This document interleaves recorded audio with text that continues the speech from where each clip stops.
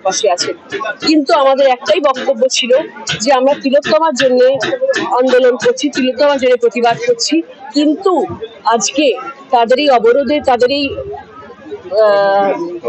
তাদের এই কর্মবিরোধীর জন্য অনেক অনেক মানুষ দুঃখ পাচ্ছেন, কষ্ট পাচ্ছেন, অনেক মানুষ মারা যাচ্ছেন, অনেক তিলোত্তমা তৈরি হচ্ছে, অনেক অভয়া তৈরি হচ্ছে, অনেক বাচ্চার বাবা মা মারা যাচ্ছেন, অনেক পরিবারের মানুষ চলে যাচ্ছে। তাদের কথা একটুখানি ভেবে দেখলে খুব ভালো হয়, কারণ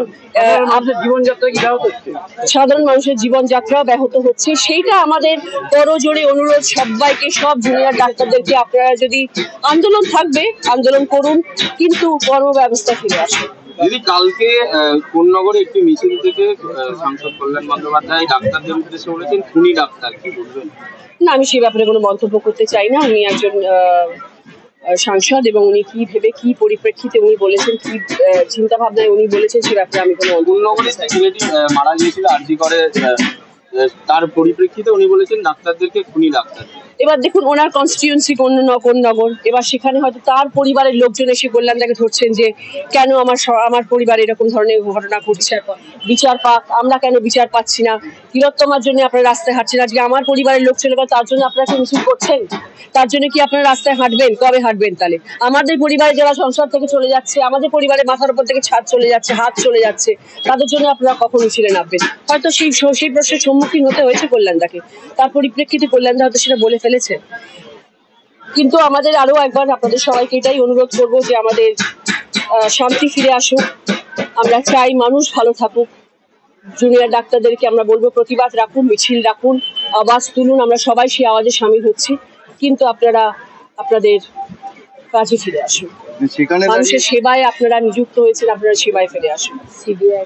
এত প্রতিবাদ, এত কি কোথাও কি মনে হচ্ছে যে এটা কি রাজনৈতিক উদ্দেশ্যে করা হচ্ছে? বলতে পারবো না, আমি এখন এই ব্যাপারে কথা বলতে পারবো না, কারণ এই বিচারাধীন হাইকোর্টের কাছে, এবং এটা সুপ্রিম কোর্টে, এবং এটা সিবিআই আন্ডারে চলে গেছে। তো সিবিআই এর উপরে কথা বলার আমরা কে আছি বলুন? আমরা সবাই দিদিকে বলছি দিদি বিচারে, দিদি তো বিচার দেবেন না, তৃণমূল কংগ্রেসের সদস্যরা তো বিচার দেবেন না, বিচার তো দেবে সিবিআই এর হাতে গেছে, সিবিআই এর উপর ছেড়ে দিন, এখন তার তো কিছু করার নেই। আমরা যখন দিল্লির ওপর যখন নির্ভয়া কেস হয়েছিল, 7 বছর পরে তার বিচার পাওয়া গেছিল। দিল্লির মতো জায়গায় যদি 7 বছর লেগে থাকে, আমরা তো হাপিত্তেশ করে বসে আছি, কবে আমরা জানতে পারবো কি হবে।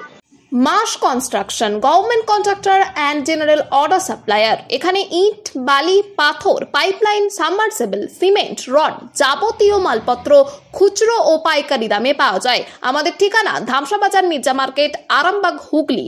প্রোভাইডার নুরুল ইসলাম মির্জা ওরফে মিন্টু। Mobile number 9874445571।